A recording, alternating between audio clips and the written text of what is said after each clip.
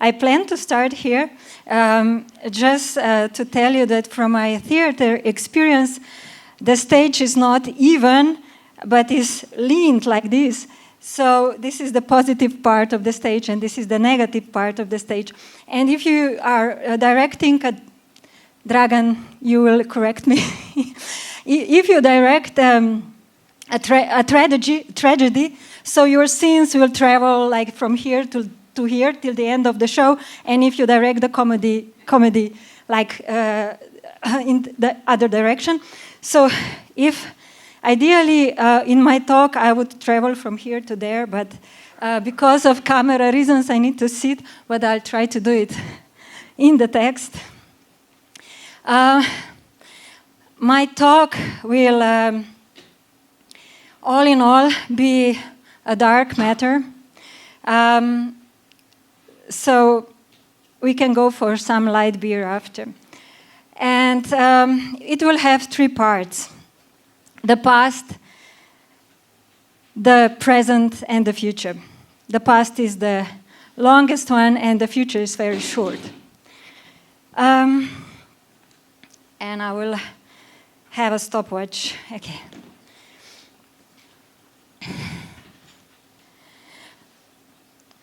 Yeah, maybe just one comment. I'll try to speak about social change, change of the socio-economic system.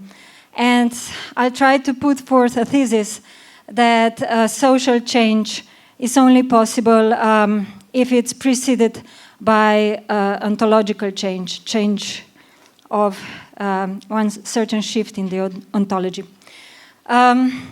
So the past.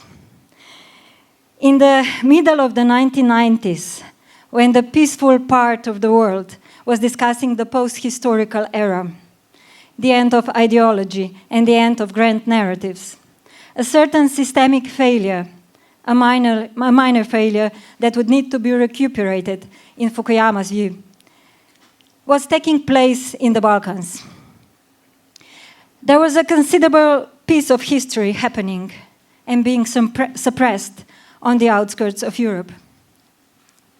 A fratricidal war of political and religious proportions, a complete disregard of Geneva Conventions, a genocide accompanied in a small irony of history by the publication of Fukuyama's book, The End of History and the Last Man, exactly coinciding with the beginning of the Bosnian War in 1992.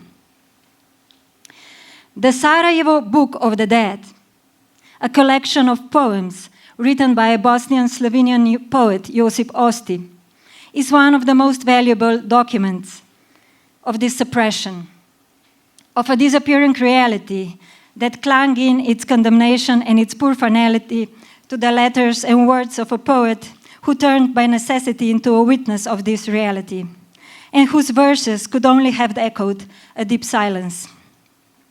A silence about the vanishing city that changes its image from one minute to the next. About teenage butchers breaking into homes, robbing, killing, and massacring families. About corpses that cannot be buried because it is too dangerous outside. So they are kept in their homes, lying in beds next to the living. The dead and the living maintaining their coexistence. The living dead together with the dead living. About the blonde, blue-eyed girl who took refuge in a hall during a sniper attack and who claps merrily at the sight of people on the street jumping on one leg, exclaiming, "Mom, I would also like to play hopscotch with them." About gangs of obnoxious miners playing with hand grenades and blowing up Albanian confectionaries at night, so that baklavas, tufahias, and tulumbas rain from the sky, but children cannot pick them up because they sleep below lower blinds. About lovers meeting in parks that have become cemeteries with felled trees, which were cut down to be used as firewood, kissing ever more passionately in the face of snipers.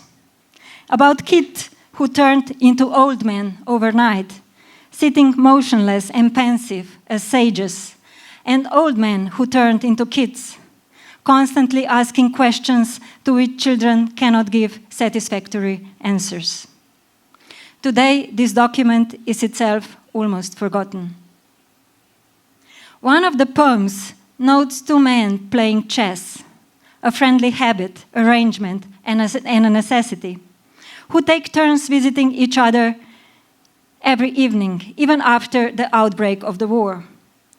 When the constant shooting and the curfew limit their visits, they report their moves to each other by a landline phone. They do not interrupt the game even when the telephone connections are severed, each sitting in his own apartment and responding to the presumed moves of the other. And when one day a speck of grenade shatters the head of one of them, the one living in the attic, the other man, who does not know about his comrade's death, still carries on with the game. Osti writes, I translated this because it is not translated in English. Without knowing what happened, the other continued to move the figures, defended and attacked, already with a dead opponent fought. And as if the man without the head never noticed what had happened either, he sits still in his armchair, leaning over the chessboard, sitting there for the following 4 days, until found by the neighbors, who had been, unlike himself, hiding in the basement when the bombing occurred. Somewhere, this maybe echoes Brecht still playing chess with Benjamin, even after Benjamin's death. The game of chess continues even after the death of one of the players. In the abidance of the game, the man who is already dead is still present, not in his physical appearance, but in the moves attributed to him.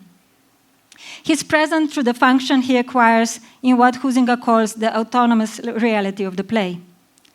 The chess player who is left alive keeps playing with his dead colleague, as if holding a figure would protect him against dying.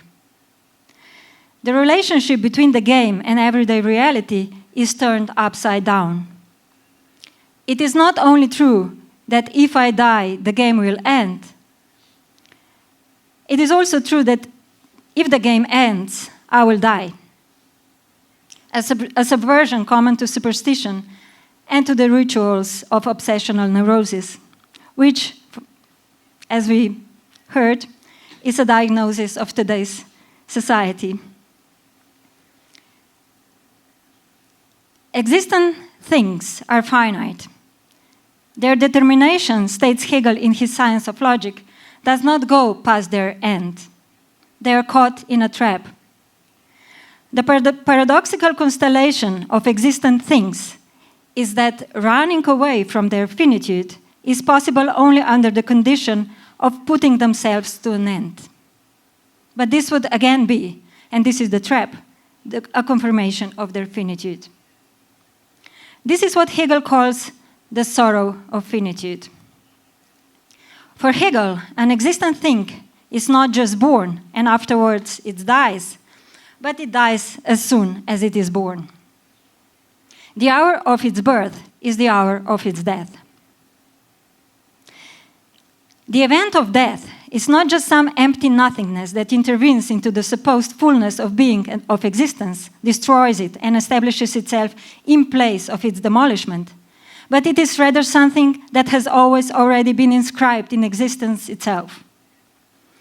From this perspective, we can perceive the coexistence of the dead and the living in the households of Sarajevo, not as some sort of transcendence of the unsurpassable or uncanny line between life and death, but rather as a paradoxical juxtaposition of life and death in the cohabitation of the living dead and the dead living. I'm sorry, I need some water.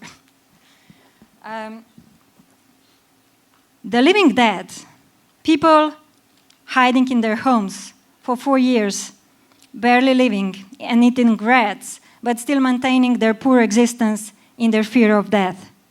So they are the living dead. And the dead living, even those who eventually die, they keep on staying in their beds and participating in the daily routine because it is too dangerous outside to be buried.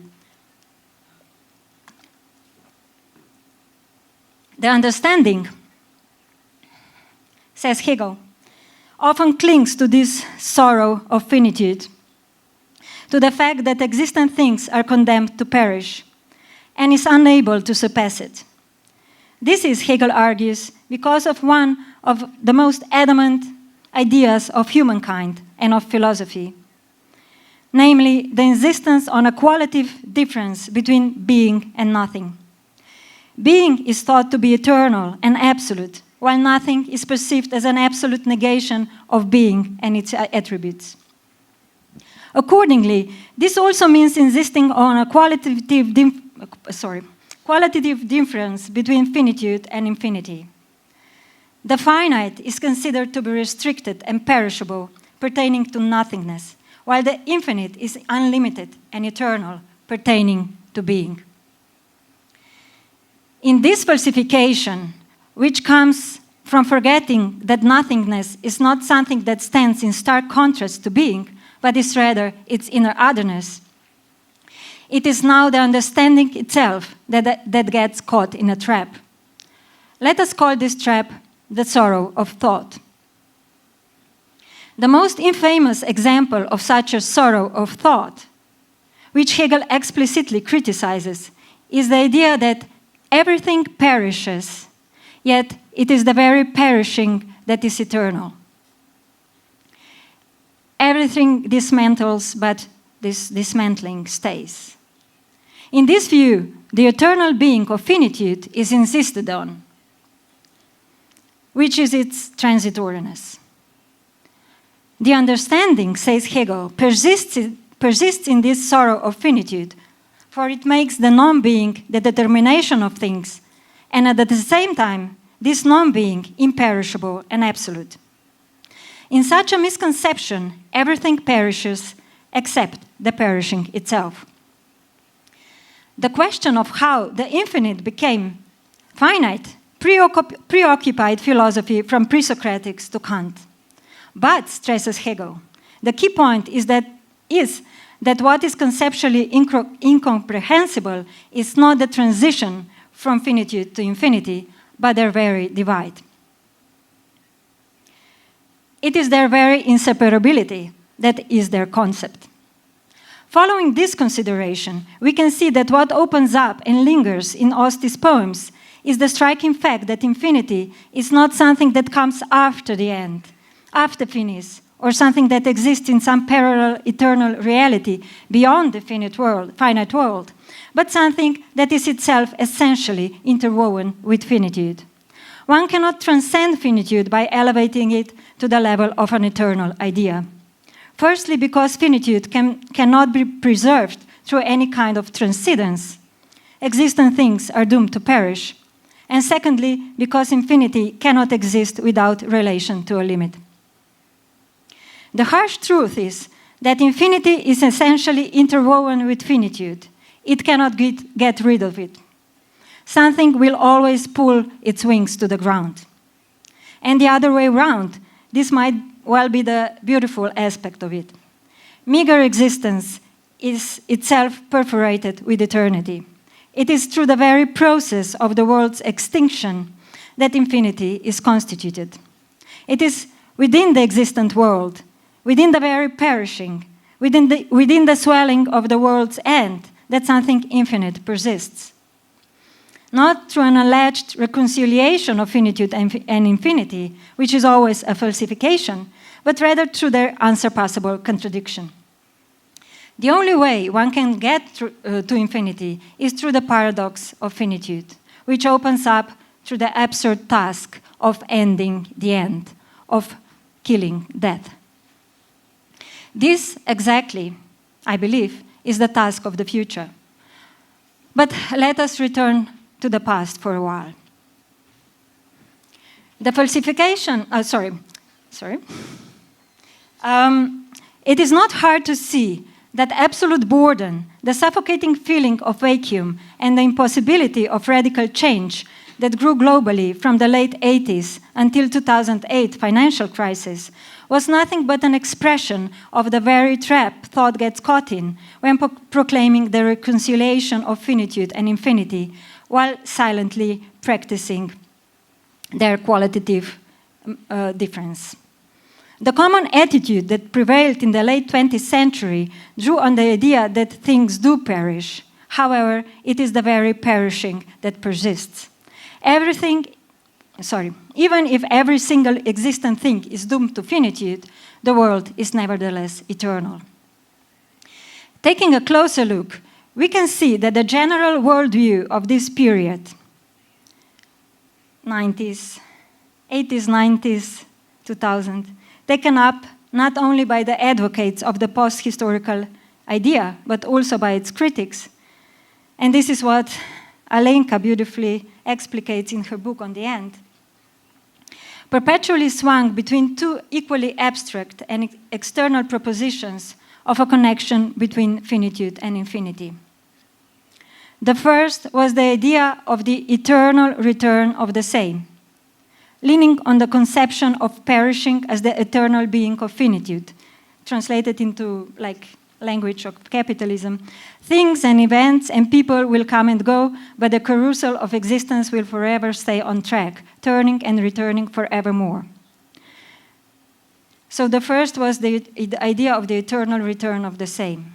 And the second one, the idea of a limitless expansion of capital and freedom, of an infinite production of the new, building upon the idea of infinite progress, which was famously criticized by Hegel. So, capitalism builds on two propositions. One is the infinite progress of capital and freedom on the one hand, and on the other hand, the preservation of the existent order, which, as it's immediately evident, forms the quasi-progressive ideology of neoliberalism, which is in reality an empathic neoliberal conservatism.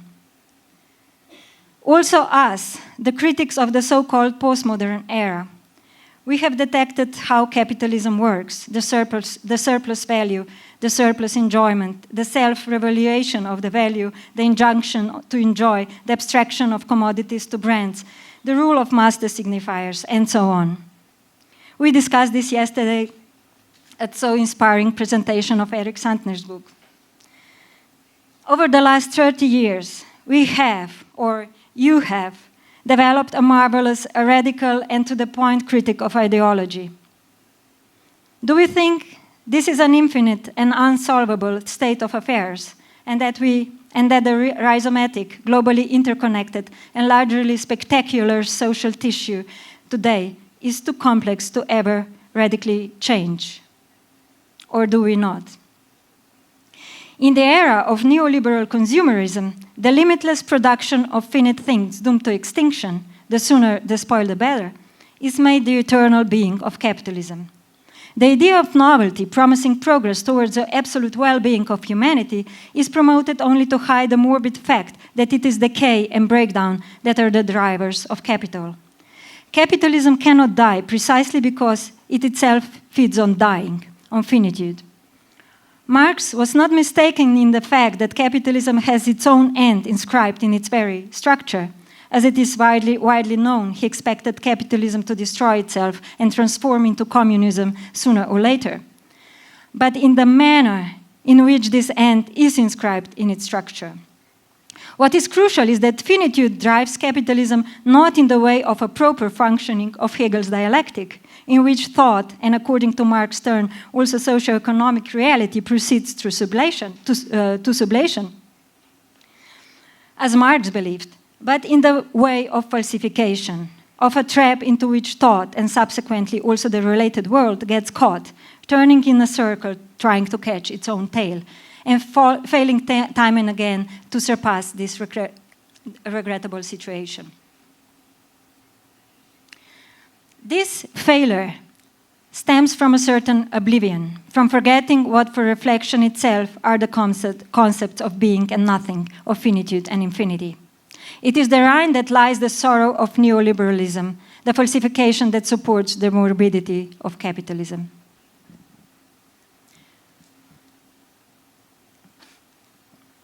This lunch was very salty. Capitalism cannot end, not because the end is not inscribed in its very structure, as some critics of Marx's utopianism would argue. It very much is.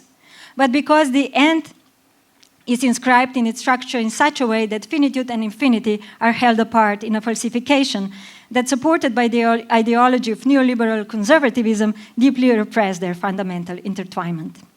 The problem and the prosperity of capitalism is therefore not in its infinity. Any criticism taking this position is itself subject to the misconception that perishing is the eternal being of finitude, but just the opposite in its finitude. In finitude, deadlines, expiration dates, programmed perishability of products, inadequacy of the old technology with the latest models or versions, unemployment of the elderly, and so on, which is proclaimed to be eternal as a force flag bearer of the alleged infinite progress. Moreover, the trouble with capitalism, why it cannot end, is not that it is too brutal, for it kills everything except capital itself, as one might suggest, but on the contrary, that is too mild, not radical enough. The true malice of capitalism is its tenderness. Capitalism is not only tender towards the consumers, triggering desire and offering different kinds of pleasures while silently putting chains around their necks, it is also too tender towards finitude itself. Its terrible gentility, its soft killing, is a consequence of its incapacity to bring finitude to the extreme, to let the perishing perish instead of crowning it with thorns. It is its inability to bring the end in itself to an end. This incapacity, this clinging to falsification, is due to the fact that killing the end would be capitalism's harakiri. For only through an absolute negation of what thought and reflection and the so-called world are at a certain point can they be sublated and constituted anew. The end of capitalism and neoliberalism would mean the end of the erroneous idea that perishing is the eternal being of finitude.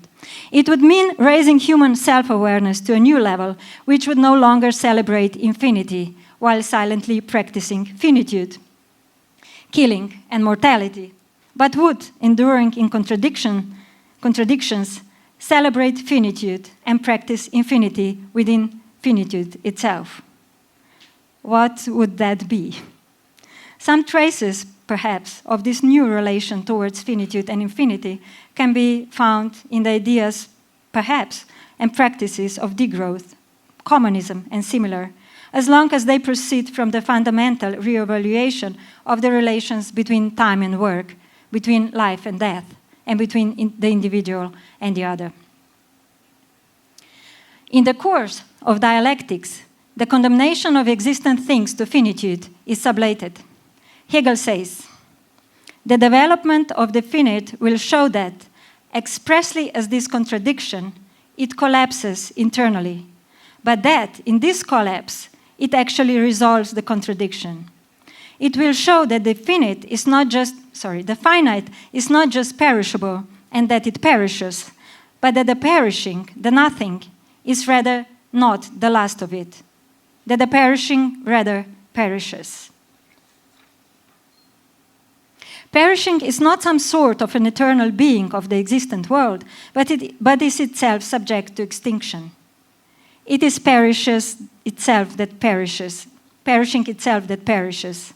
an unbearable idea that yawns like an abyss in face of the understanding. The Sarajevo Book of the Dead not only reminds us that the world is doomed to ruin, avoiding any poetic transgression of this painful truth, it does not cover it with any illusion of the eternal idea, but it also unfolds the fundamental contradiction of the existent world in opening up the rupture of the perishing, the atrocity and the paradox of ending the end. The vanishing city on the periphery of Europe should therefore not be seen as a minor deviation from the existent order that would need to be recuperated, but rather as its very symptom, which points to the wound. Perhaps the traumatic core of the North Atlantic world, of philosophy and of the Enlightenment, which shielded itself with the illusion that perishing assures eternity, is nothing but the horrifying truth that the perishing itself might perish. Isn't it exactly the unforeseen confrontation with the long-forgotten idea of the perishing which has recently shaken our perception of reality? A new war on the margins of Europe, an increased possibility of a nuclear disaster, and the threat of the environmental catastrophe. The present, the now. Today, we are witnessing the accelerated digit biotech repositioning of the socio-economic relations structuring the world. In the instantaneity of the digital age, global monetary system is going viral, which brings the regulation of market economy to a new level, not resulting in a redistribution of wealth, but rather in its historically most punctual and highest accumulation. The gap between bare life, that is the living conditions of each individual, and her tendency to transcend these conditions as a thoughtful, cultivated, communal, political being is growing deeper. Capital growth is less and less linked to production and sales, and more to stock market speculation and relations between shares. We are at the stage where the ultimate feature of capital's ability of abstraction detected by Marx, money begets money, has grown to such an extent that it can hypothetically branch off from its fundaments, that is labor, production, sales, and consumption, and turn into a self-managing system of virtual relations. One of the symptoms of this transformation is, for example, the fact that in the digital environment, work and consumption are becoming ever more indiscernible, not mediated by wage. In our everyday use of digital platforms, for example, we work for them at the same time as we consume them. And we also consume them during our work. This is prone to be further reinforced by advancing working from home, privatization of digital space, and 3D technology. Universal basic income might, in this sense, not be seen as the measure of equality and a guarantee for a good life of everyone, like the left would hope, but rather a minimal booster needed to sustain lives of individuals as long as this is still needed for the capital growth. Because their power is already materially instituted in possession of physical and digital space, energy, food and health supplies, technology and arms, the security wall of the new elites is soon going to reach the point of impenetrability, immunizing the contrapower of the masses, which are now still having some strength, with strikes, consumption boycotts, protests, and uprisings. In a radical dystopia, this transformation ties the shift of digital capitalism into indentured servitude based on debt bondage and into some form of a digital manorialism. I'm referring here also to Jody Dean's thoughts on neo-feudalism.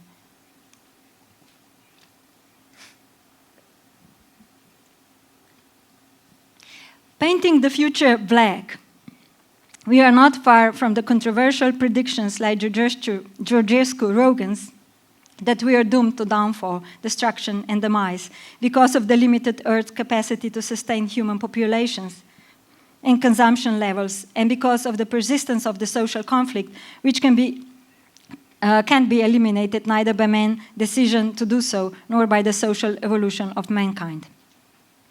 However crazy his entropy pessimism might sound in the 70s, we are today, according to the general environmentalist consensus, realistically coming close to this. The predictions of the Club of Rome report from 1972 have proven to be correct. We have almost already hit the 1.5 degrees Celsius limit. If the global warming were to exceed 2 degrees Celsius compared to the pre-industrial levels, it is considered to push global conditions past any point that human civilization had ever experienced. Of course, we should refrain from our perception of the limits as some external borderlines, traversing of which will cause a final breakdown, the perception well supported by the Hollywood imaginary, where we picture the end in one of the forms of what Hegel called the contentful nothing, like absolute darkness, the great void, and so on. There is no external limit that we will eventually exceed and where everything will suddenly collapse or blow up. The catastrophe, both environmental and social, is already happening. We are in the apocalypse now. The good news is, however, that with the radical socio-economic changes, we can still prevent a complete downfall. I'm speaking now in the name of the environmentalists and other scientists, natural scientists. Today, the illusion of the eternal being of perishing driving the neoliberal capitalist ideology is finally being dismantled. In view of the internal collapse of the finite that we are witnessing on many scales, we are now faced with the real. There is no eternal being in the form of a continuation of life assuring its endless regeneration. There is no infinite growth assuring the relative stability of global economy. Regarding life as a biological term, however, a certain threshold is recently being traversed. With the development of biotechnology, technology now allows human not only the indirect production of life through the production of the means of subsistence, maintaining thereby favorable conditions for biological reproduction, as was the case in the industrial era, but ways towards direct production of life, with artificial insemination, cloning, growth of organs without bodies, genetic research for prevention of aging, ectogenesis, that is the invention of the complete external womb, and so on, having for its final goal a complete control over life. In face of this aspiration, blasphemously enough, it is now for the first time in the human history that the threat to life concerns not only a particular individual or a social class, but it is with the danger of the global environmental and social catastrophe becoming common. This threat to life is connecting everyone except the elites. All those who cannot expect to flee to space and are destined to stay on Earth. So I'm coming now to Earthlings and Spacemen. Roughly speaking, there are two fantasies building up the collective unconsciousness of the West today. One is the fantasy of the ultimate recovery of the humanized planet, a fantasy of a return to paradise. The other is the fantasy of Noah's Ark, the beginning of space imperialism. The function of both is, of course, to cover the real with a phantasmal shield, for life in space is far from being possible, and likewise a recovery of the humanity-friendly conditions on Earth. We might suggest, though, that these two fantasies point to the emerging class division of the 21st century, the few who can count on the space asylum, and the rest who cannot, spacemen and earthlings, masters and slaves. We know the figures: Elon Musk, Tesla, Jeff Bezos, Amazon, Richard Branson, Virgin, and now Virgin Galactic. Let us stick to those, the three richest men in the world, the three space dreamers and the three space investors. Surprisingly, only men, white, heterosexual. Just little feminist, LGBT, anti-racist commentaries. So far, only 11% of astronauts in space have been women. Only one person in space has been gay, which was only revealed after her death. And just 4% of NASA astronauts so far have been black. End of the commentary. Although I'm not speaking about rights here, I think it's another discourse that there should be fought, not in the discourse of rights. So we know the figures. The figure of the master, however, is not the same as his symbolic place. The figure is the king. The symbolic place is the place from which the figure of the king is being moved. Sorry. So the figure is the king, and the symbolic place is the place from which the figure is being moved, the figure of the king.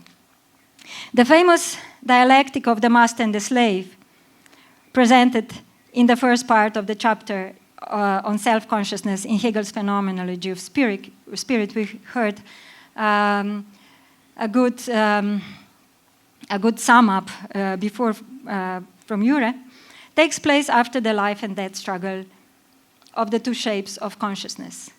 The master is the one who gains freedom by risking his life, and the slave is the one who subordinates to the master out of his fear of death. The master has instituted himself by risking his life. With this, he established the master-slave dialectic qua symbolic relation. Of course, I must say a little commentary. Things that we started to discuss before the question of what happens with the name of the master.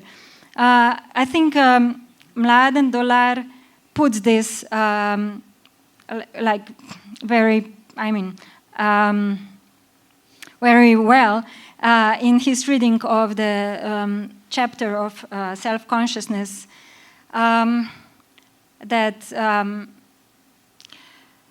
Where he says that the symbolic relation, that we have certain retroactivity here, or the moment of suture. So once the master is established, once the name of the master appears, maybe on the page also of phenomenology of spirit, then retroactively we have this situation of the life and death struggle, and also all the symbolic positions positions just appear all at once. Also, the death as the absolute master to the slave. Now, the real question is, for me, is the master ready to risk his life to maintain the symbolic order and his own symbolic position in it, or is he not? Not the life of the figure on the chessboard, a risk which might be compared to the investment risk by which the capitalist masters, to their turning into spacemen, like to boast and justify their position, stating something like, I risked everything I had, which means all my means of survival, that is my life, so I'm rightly the king of the world, and you have nothing to reproach me for. Something like this Branson said just recently. Not this kind of an abstracted, symbolized risk of life, but the real risk of life, like the risk of the Sarajevo chessmate in the attic who would not move to the basement during the bombing attack to be able to continue the game, to defend its symbolic order. A rhetorical question pops up here. Which billionaire is ready to die for capitalism? The thing is that in the moment the master is established qua symbolic place, he no longer needs to be justified in the real. He no longer needs to prove, like Zelensky, that he is willing to sacrifice his life. Even more, the more he wants to prove that he is willing to risk his life, save for the nation, the more suspicious he appears. He must be cheating, only performing his warriors' and leaders' bravery, while in the real, he is bribed and protected by the Americans. Moreover, even if he proved it and eventually died for Ukraine, still nobody would take it, assuming his death must have been a scam. The truth is that it matters little if the master dies or not, as long as he sustains his symbolic function. The master is the dead living, because his physical death changes nothing. Even if he's dead, he keeps on living. It is only symbolic death that kills the master. The slave, on the other hand, is the living dead. Even when living, he is already dead, sticking to the sorrow of his own finitude, being subordinated to death as to his absolute master. The slave, however, does not only fear his own physical death, but equally also the symbolic death of the master. The slave might feed his masochist enjoyment by wishing his master physical death. But once the master dies, the slave will do everything to keep him alive in the symbolic. Remember the conspiracy theories around Hitler's death, or the famous Balkans conspiracy about Tito. Of course, the life and death struggle, in its materialist interpretation, is nothing but a mythical presupposition, a natural assumption of the always already established master-slave dialectics. What sustains the master as a master is his very symbolic place. The imaginary features of the master, his wealth and his excessive enjoyment, which in reality are the effects of the exploitation of the slave, appear as a given in the symbolic, with which he justifies his position, that is, his wealth, his excessive enjoyment, and his right of exploitation. The slave's recognition of a master, on the other hand, is caught in a fallacy of a circular reasoning swinging back and forth between the master's symbolic place and his imaginary attributes. He is wealthy and he's a pervert, so he's a master. And because he is a master, he's wealthy and a pervert, so he is a master. While modern slaves are bound by the fear of death, and the threat to life is a real threat today for all the inhabitants of Earth who cannot count on escaping into space, in pace with the leftist chase of the universal political subject, we can say that Earthling is the universal political subject of the now. The masters of the 21st century are not concerned with physical death at all. Not because they have overcome fear of death. This is only their mythical justification, which doesn't need to be proved. But because they are meaning to overcome death itself. Their master plan is twofold. They plan to overcome death by fleeing into space and so avoiding the cataclysm of the planet on the one hand, and by achieving biological immortality on the other. The immortal master living on Mars. This must be the ultimate wet dream of the Three Musketeers. And Branson actually confessed it. He wants to colonize Mars in his lifetime, so he needs to prolong his lifetime. With turning life into a product, which is the nearing ultimate goal of the biotechnological revolution, here we are already leaning towards the future. The space masters are trying to rise above death as a sorrowful determination of the existent things, and with this also above the very dialectic of life and death. They aspire to transcend life as a living thing by taking it in hand, by technically managing it, and to become not only symbolically but also physically the masters of life as a substance. But they essentially fail. The alienation of the master-slave dialectic from its constitutive gesture, that is the life and death struggle, which is inherent to its establishment qua-symbolic relation, is pushed over some unexpected edge with the biotechnological revolution. What was the very condition of possibility of the master-slave dialectic, that is life itself, turns into its product.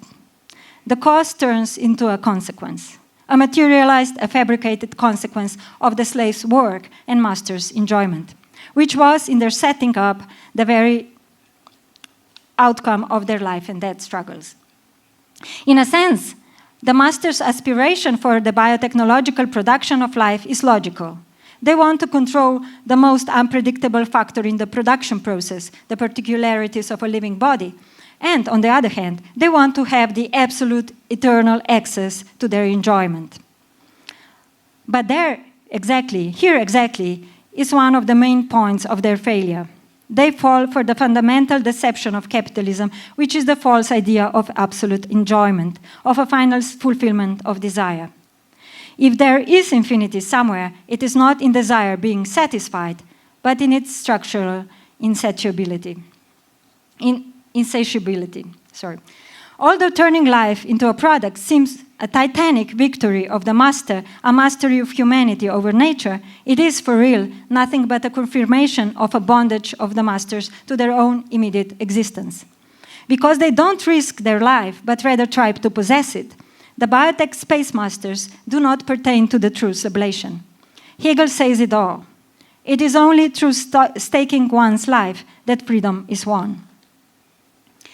Only in staking one's life, namely, with Hegel's words, it is proved that for self-consciousness, its essential being is not just being, not the immediate form in which it appears, not its submergence in the expanse of life, but rather, and this is crucial, that there is nothing present in it which could not be regarded as a vanishing moment. The self-consciousness needs to recognize its very being as something vanishing and perishable. It needs to take upon itself the fact that it is its very mortality, its subjection to the sorrow of finitude, that is a stepping stone on the road to freedom. trying to avoid mortality, to transcend the vanishing inscribed in the very beginning of subjectivity, is an essential failure of this fundamental recognition. The space masters of today are therefore the true slaves, the slaves of their addictions, of their obsessive enjoyment, and of their possessive bondage to their own physical existence, which is symptomatically disclosed in their excessive engagement with their physical appearance, in a cult of youth, in promoting aging as an illness, and in their investments into the research on extreme longevity. They're caught in a fantasy that the eternal life can be achieved beyond the dialectic of life and death, that infinity transcends finitude.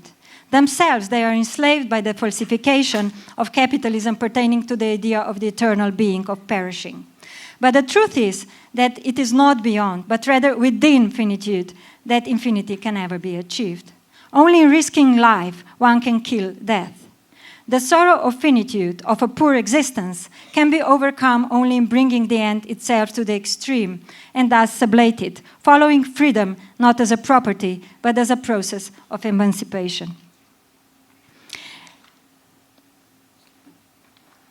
The individual who has not risked his life, I'm quoting Hegel, may well be recognized as a person, but he has not attained to the truth of this recognition as an independent self-consciousness.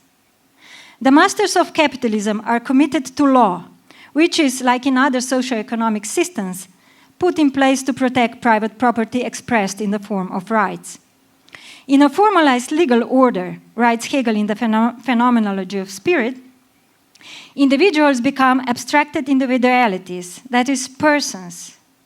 In such an atomistic community, a soulless community, according to Hegel, all are equal and all count as persons. One of those persons, just as empty as the others, is arbitrarily selected and posited as the master of the world, as that one person.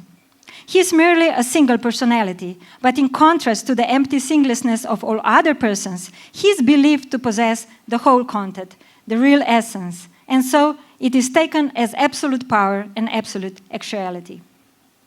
Empty as they are, writes Hegel, quoting Hegel now, the master of the world holds himself as the absolute person, at the same time embracing within himself the whole existence, as the person for whom there exists no superior spirit.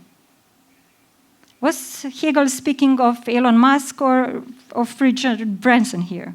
So let's see another quote, maybe with the side easier.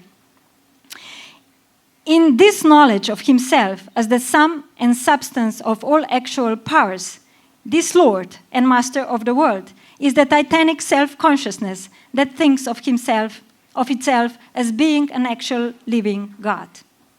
But since he is only the formal self, which is unable to tame those powers, his activities and self-enjoyment are equally monstrous excess. The spacemen of today are nothing but empty single points of absolute power, astronomical abstract self-consciousnesses that think of themselves as being the living gods, the immortal superior beings which conquer the universe, and whose enjoyment and excessive behavior knows no boundaries. They perceive themselves as limitless, eternal, and absolutely free. Well, they are not. With the recent disclosure, last page, of the morbidity of capitalism, and with our bumping upon the internal limits to economic growth, we are finally meeting the end of a certain socio-economical era. What needs to be done still is killing the very end. For only when something radically ends, something new also begins.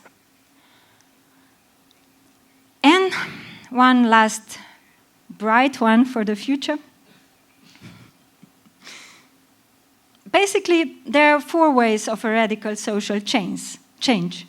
2 peaceful and slow ones, the so-called grassroots change from the bottom up, and a restructuration of state apparatuses from up to bottom, the 2 peaceful ones, and 2 violent and quick ones, a war led by authorities and a revolution led by people.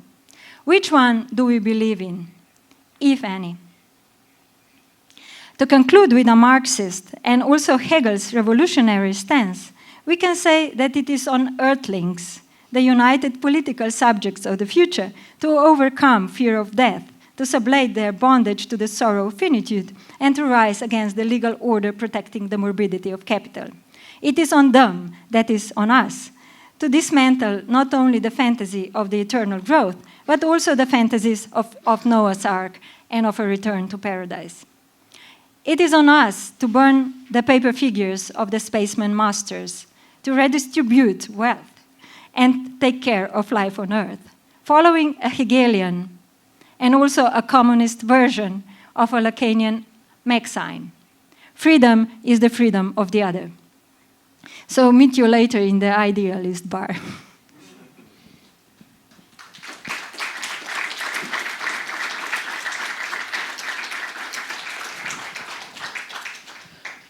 Thank you very much, Bara, for this passionate talk.